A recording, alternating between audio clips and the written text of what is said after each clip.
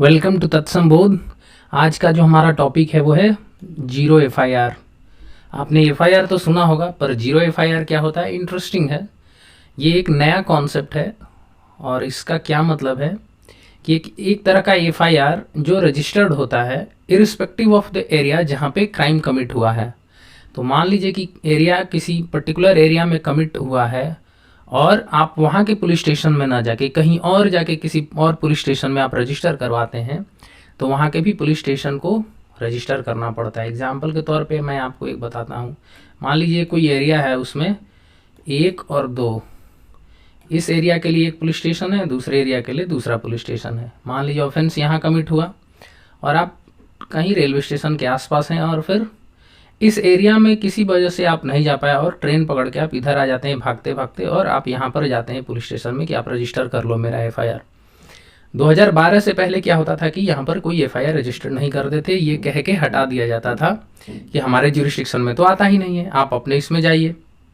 लेकिन आपने निर्भया जैसे भयानक वो रेप इंसिडेंट आपने सुना होगा, उसके तुरंत बाद एक जस्टिस वर्मा कमेटी बनी थी जो कि बहुत सारे रिकमेंडेशन दी थी। उनमें से एक रिकमेंडेशन जीरो एफआईआर का भी था।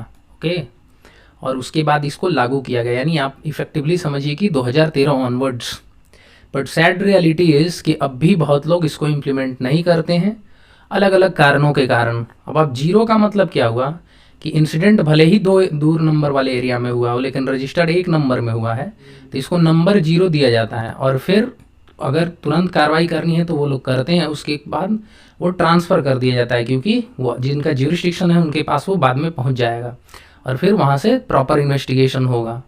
लेकिन कम से कम इससे हो जाने से क्या हो जाता है कि विक्टिम है जो, उनको हेल्प भी मिल जाती है पुलिस की। और अगर पहले वाले घंटे में अगर इस तरह की कोई कार्रवाई करनी हो, पहले घंटे यानी शुरुआत के कुछ आवर्स में जहाँ पे ऑफेंडर के भागने के चांसेस हैं, तो उसमें भी मदद मिल सकती है।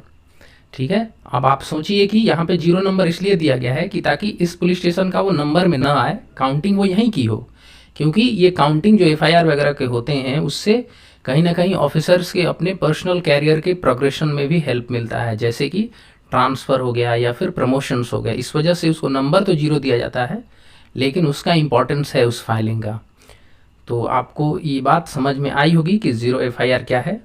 ओके, तो आई होप कि आप इसको अब यूज़ कर पाएंगे और अपने प्रैक्टिकल लाइफ में भी कभी ऐसी ज़रूरत हो तो आप किसी को बता भी सकते हैं, है ना।